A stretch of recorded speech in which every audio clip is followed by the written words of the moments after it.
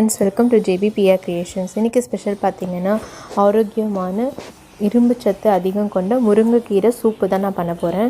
வீட்டில் குழந்தைங்களுக்கு கொஞ்சம் கோல்டாக இருந்ததுனால இந்த கீரை வாங்கிட்டு நான் இன்றைக்கி சூப் வச்சுருக்கேன். முருங்கைக்கீரை வாங்கிட்டு நல்லா உருவி வச்சுக்கிட்டு நல்லா வாஷ் பண்ணி சுத்தம் பண்ணி வச்சுக்கிட்டேன்.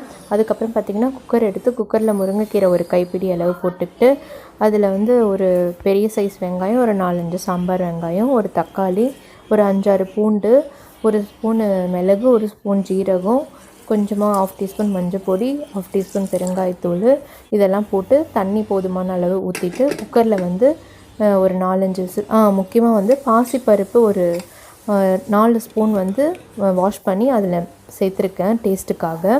அதுக்கப்புறம் ஏன்னா சூப்புன்றதுனால வெறும் கீரை மட்டும் கொடுக்கும்போது பசங்க சாப்பிட மாட்டாங்க. ஸோ அதனால் பாசிப்பருப்பும் ஆட் பண்ணியிருக்கேன்.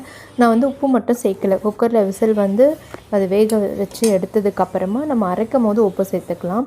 அதில் இருக்க தண்ணியை வடிகட்டிட்டு நல்லா ஆறுனதுக்கப்புறம் மிக்ஸி ஜாரில் போட்டு நல்லா ஃபைனாக அரைச்சிக்கணும். அரைச்சதுக்கப்புறமா அந்த தண்ணியை மிக்ஸ் பண்ணி உப்பையும் உப்பு அளவு கரெக்டாக பார்த்துட்டு நம்ம கொஞ்சம் நேரம் அடுப்பில் வச்சு கொஞ்சம் சூடு பண்ணதுக்கப்புறமா எடுத்து காரம் போதுன்னா ஓகே, இல்லைனா இன்னும் கொஞ்சம் பெப்பர் போட்டு நீங்கள் குடிக்கலாம். முருங்கைக்கீரை சூப் குழந்தைங்களுக்கும் பெரியவங்களுக்கும் ரொம்ப நல்லது. நீங்களும் செஞ்சு பாருங்கள் ஃப்ரெண்ட்ஸ். என்னோடய சேனல் லைக் பண்ணுங்கள், ஷேர் பண்ணுங்கள், சப்ஸ்கிரைப் பண்ணுங்கள்.